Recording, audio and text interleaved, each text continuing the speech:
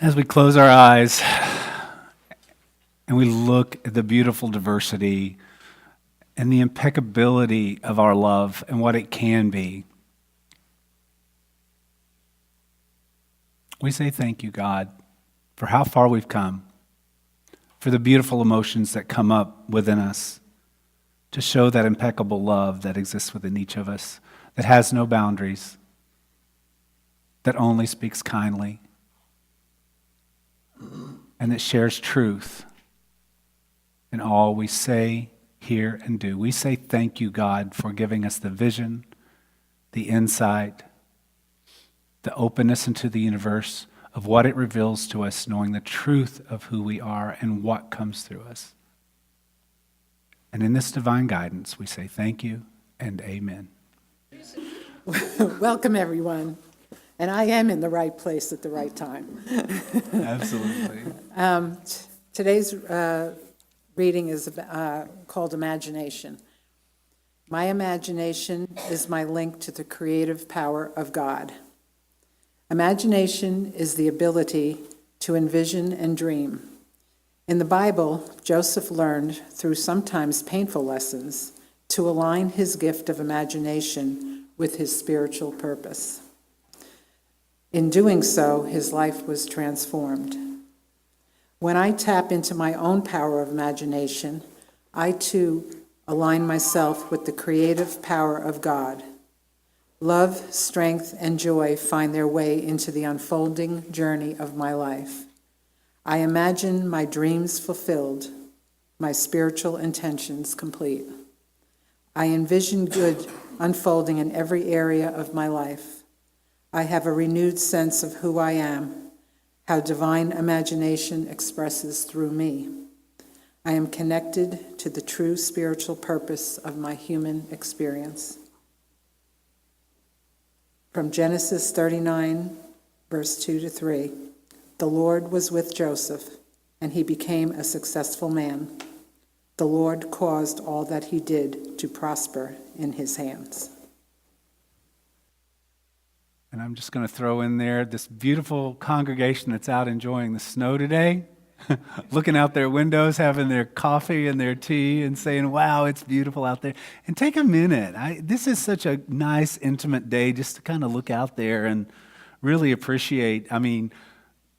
It's beautiful. Our numbers are perfect in here today. And this space really holds the space really well for a large crowd or a small crowd. And I'm just looking out there and just being so grateful. I got up at 7, got up about 6 this morning, but got here about between 7:30 and 8 sometime. And I was the only one on the road. And it was so awesome. And it was so beautiful. Let's read our statement of truth. There's only one presence, one power, active in the universe and in my life, God the good, the omnipotent. As we go into our meditation, we're going to be talking about what we started on, the compassionate behaviors that we can create as we extend into that nonviolent communication. And I'll get into this a little bit when I talk, but the impeccability of our word, the impeccability of the Christ represented through Christ consciousness that was the Christ. So if we can close our eyes or leave them open, whatever works for you. So begin to think about the ultimate solution of the problem of the impeccability of Christ, of the Christ within us, that rests in relationships of the divine and human natures. It is generally agreed that each of the natures, the divine and the human, had its own will in the sense of desire. The ultimate decision of the person, however, in the sense of sovereign, will always be in harmony with the decision of the divine mind. The relation of this to the problem of impeccability is obvious. The human nature, because it is a template, might desire to do that which is contrary to the will of Source God in the person of Christ. So as we come down into a space of hearing and knowing that impeccable nature of the divine Christ that is within each of us. Where we can begin to truly hear what that might sound like if we had not been brought up in a society or a culture that taught us how not to be impeccable. If we can begin to see the difference in that duality of our true divine nature when connected to Source, and we can begin to let go of the things that are not impeccable within our nature, we begin to find the truth of who we are in our divine nature. So as we go into a moment of silence, we listen.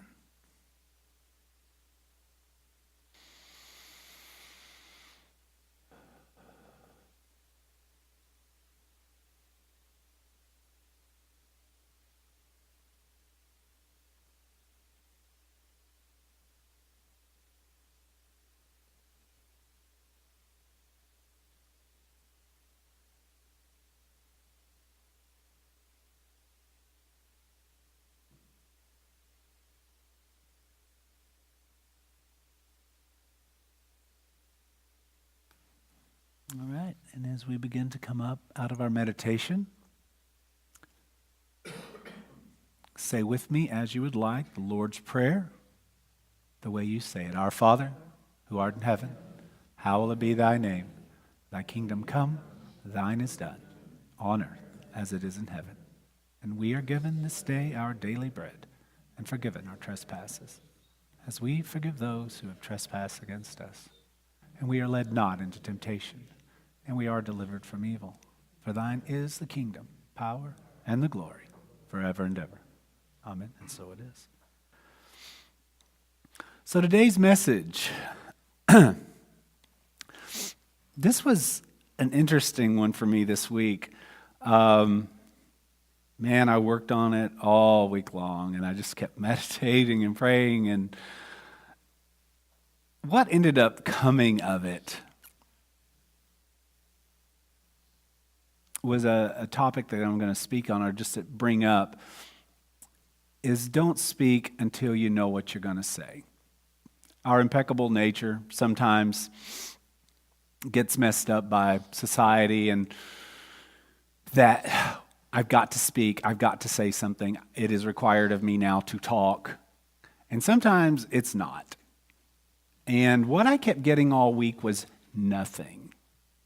I knew we had been working on compassionate communication, but it wasn't coming together for my talk just in, let's say, the 4 steps of communication, compassionate communication, nonviolent communication. It wasn't coming to me in the way that I had hoped it would. So what I started doing was kind of saying, okay, where am I guided to be reaching out this week to listen? And and I honestly, one of the things that I've been getting is that at some point in the very near future, maybe as early as next week, but I can't push it. I have to do it as it comes to me, is bringing about like a chanting service, a service where we can do chants together and just have a lot of fun with music and sound, because those resonances are really amazing. And yesterday when I went to Chantlanta, wow, so many Unity people were there. I didn't know I'd really know anybody, but there were people from Unities all over Atlanta at Chantlanta yesterday. And they had all these workshops. There was a Dig workshop where you had a room 4 times this size, maybe 6 times this size. People laid out all over the floor, taking healing from the didgeridoos. And these guys, these are some of the biggest didges I had seen. Some of them were like this far over to about this far, just huge didgeridoos. And these people were so beautiful and so practiced at moving that energy around the room, and they're just sitting here doing it around the room and completely working people's bodies and moving that energy throughout the room. Probably the most beautiful Dig experience I've ever had in my life. And same thing with chanting. You know, you get people in a room that are resonating that vibrance from toning, from their voices, from didgeridoos, from singing, from the bands. I mean, the concert, I didn't get to stay for the big concert last night, but I was blown away at the talent that was there. So, of course, one of the things that I did when it was over is I went to each of the Didge people and I'm like, here's my card. If y'all would like to do a workshop, we have a retreat center in Blairsville, and I'd love to offer that to you guys to come up and do a workshop, and then we'll throw a concert for you and raise some funds for you that way. So whether they come or not, we'll see. We'll see what that turns out to be. But the point being, to bring that kind of resonance into a community like this is always beautiful. It's always powerful. So in the meantime, me and Mary and Tom and other people in the music industry, we're going to, in our music side of things here, we're going to work to bring those resonances in here so we can use them for healing, for singing, for talking, for chanting. If you've never, how many of you have chanted before? Everybody, pretty much. So, and once you've experienced it, you're like, wow, this is fun stuff. And if you can bring that into a service or a concert, really powerful. But what was happening is I've been being guided into the music and really helping us move that to the next level. But when we were talking about compassionate communication, I was kind of getting stuck in how do my Sunday talks move us as a group into an understanding of compassionate and nonviolent communication, changing the way we speak, the way we work in the world from our community outward, just like we talked about last Sunday. And then using Wednesday nights as the actual tools, as how do we use the 1, 2, 3, 4 steps, next please, of looking at this. So last week we began talking about compassionate communication, and we talked about, let me just show you how I've divided these up. Make clear what was done that you didn't or you do like. That's the first step in compassionate communication that we began talking about. So if we're living with something that culture helped us to create within ourselves that dogs somebody for the way they spoke to us or makes us feel depressed or anxious or angry or all of those kind of things. It's the first step in compassionate communication is understanding what was it that just happened that made me feel bad or that made me say something that wasn't very kind to somebody without enabling them to feel sorry for themselves in any way. So I was listening to Reverend Christine Grace down in Chattanooga. And again, just a great teacher of mine.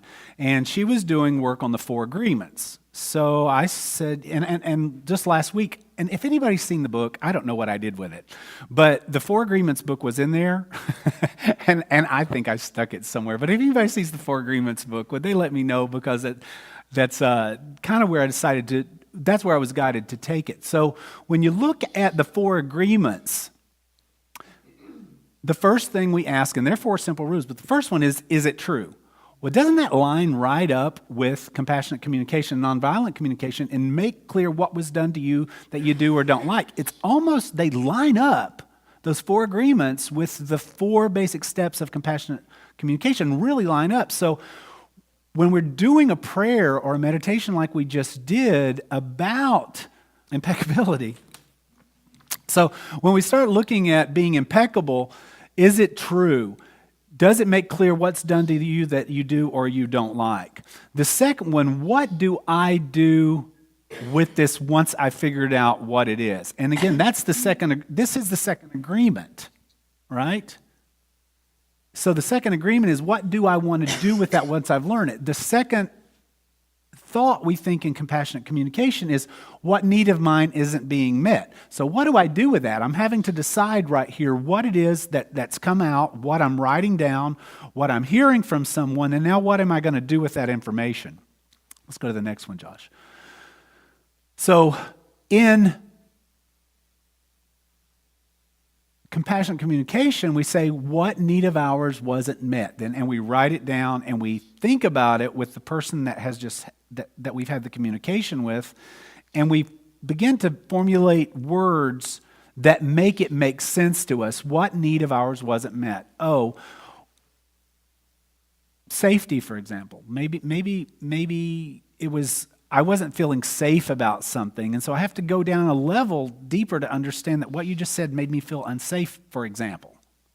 It's not about your hair color or that you're not a description of us or a description that I'm projecting on someone, but what I'm really feeling inside. Why did I express myself that way? I expressed that way because either I didn't feel safe about something or I got hurt. I felt really hurt by it or damaged in some way. So we're having to really go down, as Marshall talks about it, he puts on the giraffe ears, which have the big heart, and then he puts on the wolf ears, which just attack you back. Oh, well, you're just mean, and you take over conversations, and you're just, every time that person comes into the room, this is what happens. It's an attack. And then you hear it as an attack, and what do? You attack back. And that's not what we're trying to achieve here. We're trying to listen with what he calls, in nonviolent communications, he talks about listening with our giraffe ears, because giraffes have the biggest hearts. And I guess wolves, I think my dog has a big heart, but I guess as a wolf, maybe they have little hearts. But it's how we live. It's just how he describes it.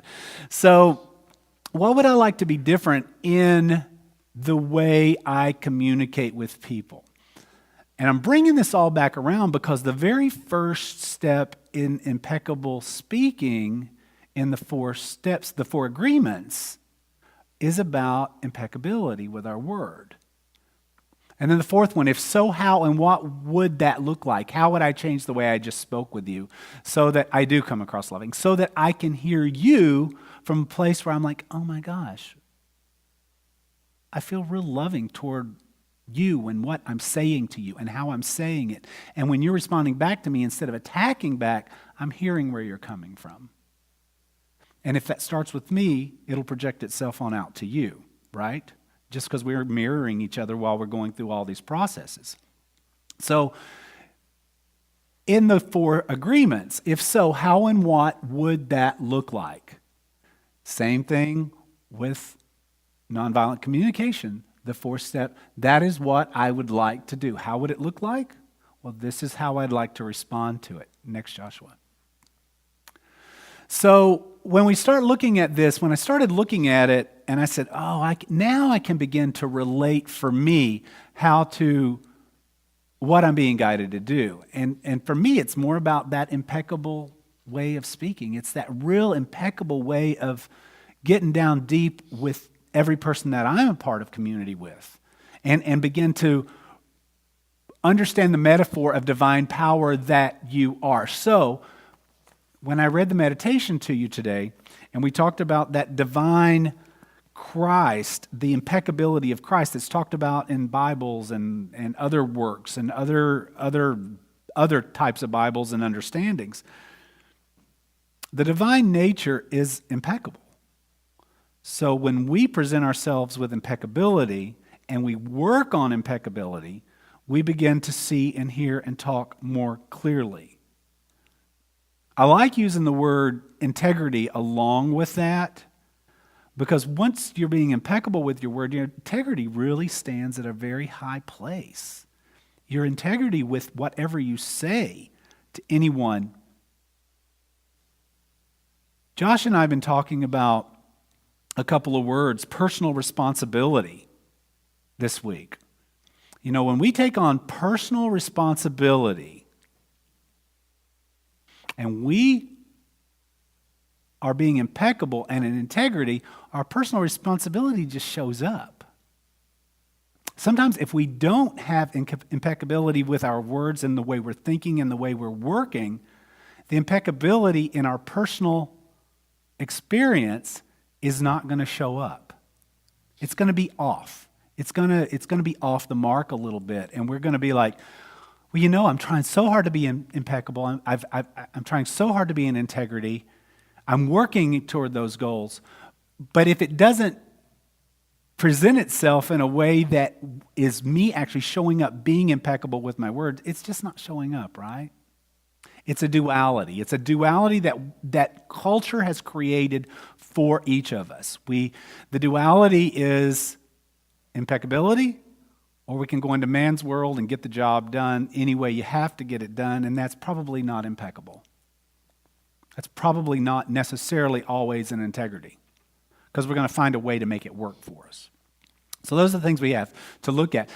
We are always guided by every step of the way. So if we're asking Source to come in, guide us to be able to serve and communicate with people, then we are being guided divinely so that we can be guided impeccably. The key, we must learn to be impeccable with our word. And that's just the key. And I think that comes with experiences and us getting older and wiser and learning maybe that when we spoke a word that hurt someone, what did it do to us? Did it hurt us back? It all came right back to us. We had to live with it. We had to figure that out and learn, and we still do occasionally. And no matter how hard we try, sometimes we still say things that end up coming back to us. I know I do. And it's not that it comes back and necessarily hurts me anymore, but it does come back and I feel it. And if I feel it, then I've probably done something that wasn't exactly where, if I was in a divine space and allowing that ever-presence flow through me from substance, it probably wouldn't have turned out exactly like that. But can you always hear that way? 100% of the time? I guess that's why we're human, because we're working on it, but sometimes we don't hear 100% of the time. So it goes back to what I said a little bit earlier. Don't speak a word until you know what to say. So when we sit in the silence, we let the divine come through us so that impeccable word, those words of integrity are coming through. If we sit in the silence, why not just sit there until the words come? We talked about this in the class Wednesday night. And by the way, such a good class. Don't speak a word until you know what to say. We begin speaking about sometimes when we're in a conversation, and Nettie, you and I are having a conversation, and all of a sudden you see my eyes are glazing over, and I'm probably preparing myself what I'm going to respond to everything it is you're saying. The idea here that we talked about on Wednesday night is we don't need to do that. I don't need to be preparing for I don't need to up one on Nettie. Right? I don't need to have a perfect response for what Nettie says. What would be of impeccable design was if I was just listening to Nettie. Right? And then maybe I didn't need to say anything. Maybe somebody else would have something that came to them to say in response to Nettie's conversation or what Nettie had to say that day. And then Nettie could respond the same way. So the idea, when you talk about nonviolent communication, what Marshall says is that all of a sudden, if we get into that thing where we're just trying to think of what the other person's saying, then we put on our little wolf ears, and he says we can turn them around, and he's flipping the little wolf ears around, saying, "Okay, I can be passive aggressive, or now I can come at you," and he's just you're getting depressed. Oh my gosh, he said something to hurt me. Oh, I'm going to say something to hurt him back. All these emotions start going through us, but as we learn to really clear ourselves, we can just then maybe take off the wolf ears and put on our big ears, where we hear from our heart, and we're listening for a change instead of just trying to counter what the other person's saying or just have a good response because we don't want to feel stupid in the crowd. Next. In the beginning there was the Word. We are now the Word. Let's be guided to speak in integrity. So this was really a cool. And so at the very beginning, let's say, of the universe, and the Bible talks about in the beginning there was the Word. Our Bible, the Christian Bible. I don't know, do any of the other Bibles say that? Does anybody know? Any of the other major scriptures talk about in the beginning there was a Word? I don't know. I don't know if they do or not. But it makes sense that the sound of what I've always heard in the beginning, the Word was Om. And that breathed life into the universe. So that impeccable voice of the divine became Om out into the universe, and from that created light, etc., etc., etc. So when we realized consciousness as human beings, and we began to speak the words, and we began to manifest creation and the world out of the words we speak, and then we go into meditation, the power of the word in prayer becomes manifest. So we created everything out there we see today, right? Ultimately, by speaking our little words in our big ways, we created some really good things, beautiful things if we want to qualify them, and we created some pretty disastrous things. So we have the ability to do that. So what happens when we begin to speak and we begin to think of impeccability is we stop using words that will destroy or will cause us to go into fear rather than creating beauty out of that. So when completely integrity, wholeness has no opposite. Right? We hear about duality, right? Duality, me being divine, me not being divine. In that space, I do a couple of different things. And when I'm not in my divinity, I'm probably not doing things as well and as beautiful as I could be if I was listening more completely. But as we begin to find our wholeness, we begin to speak differently. We begin to literally create a different community, a different place where we all get together and talk. In our duality, we see opposites. Within wholeness, there is no opposite. Can you imagine? Can you imagine what it would be like if we didn't live in duality? If we were whole all the time? How amazing our world could look. How amazing our lives could look every single day. So that's the journey. That's the journey.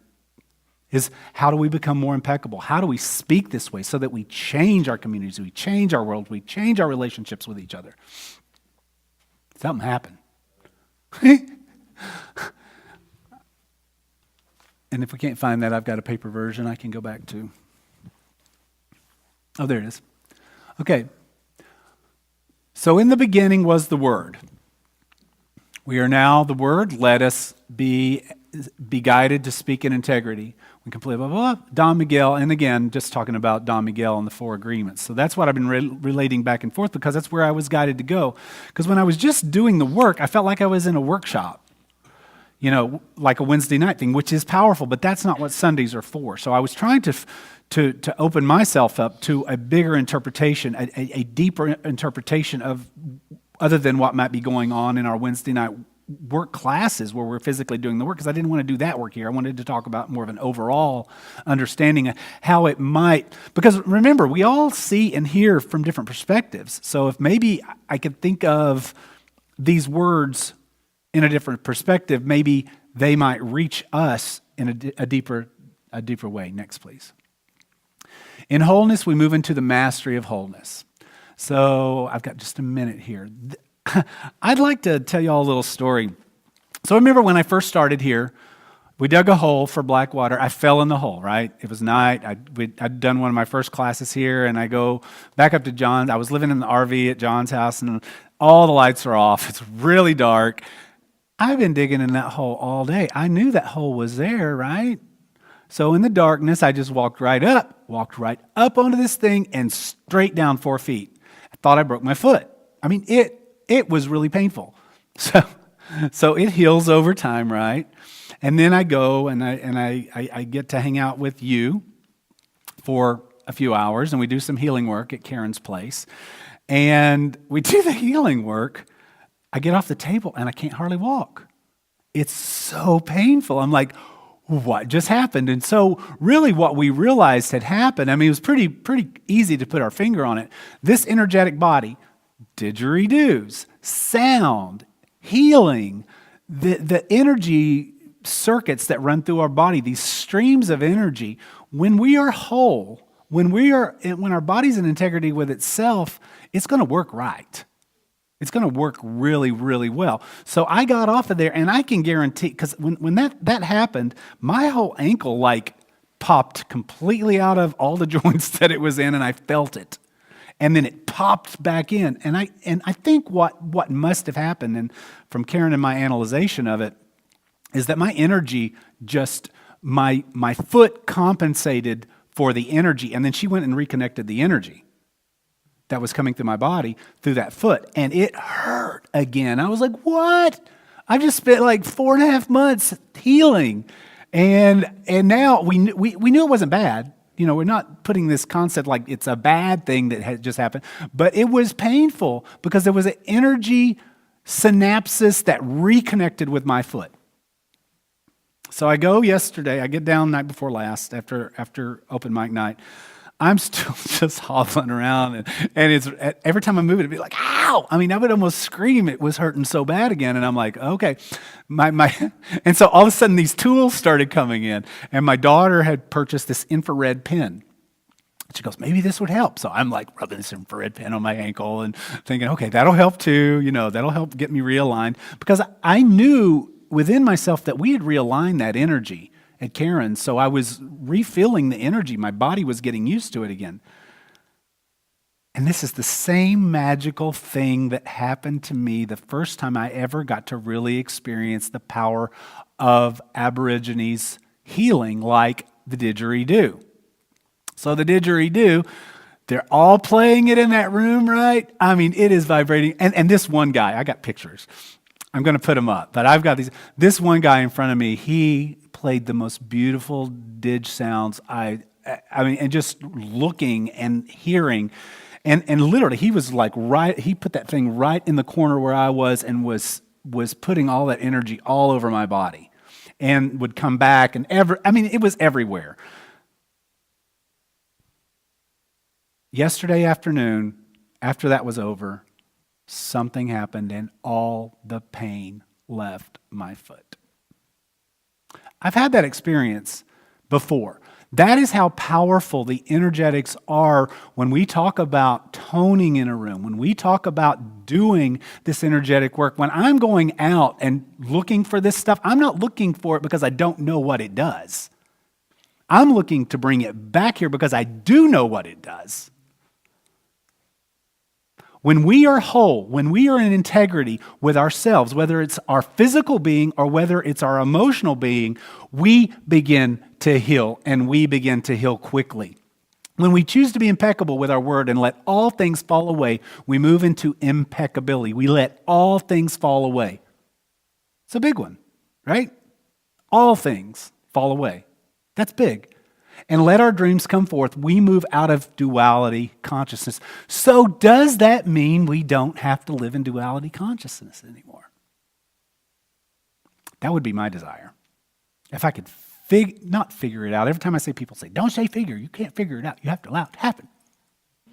Can't figure this stuff out. No, you can't figure this stuff out. You have to allow it to happen, and then you have to embrace it.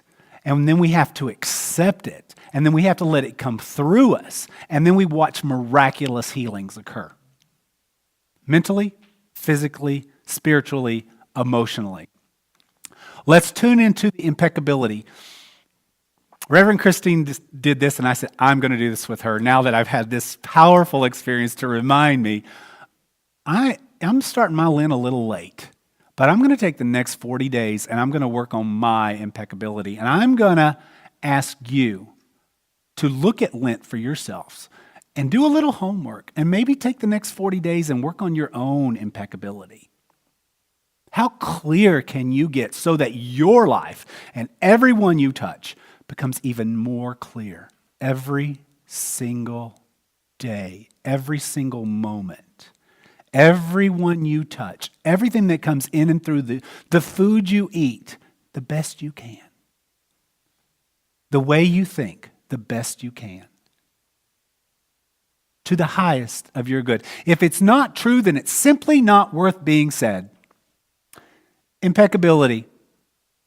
If a thought comes and you don't know if it's true, but you're just talking, Maybe my guidance might be, Bates, if it comes to me, don't say it. Shut up. Listen. Listen to what's happening around us.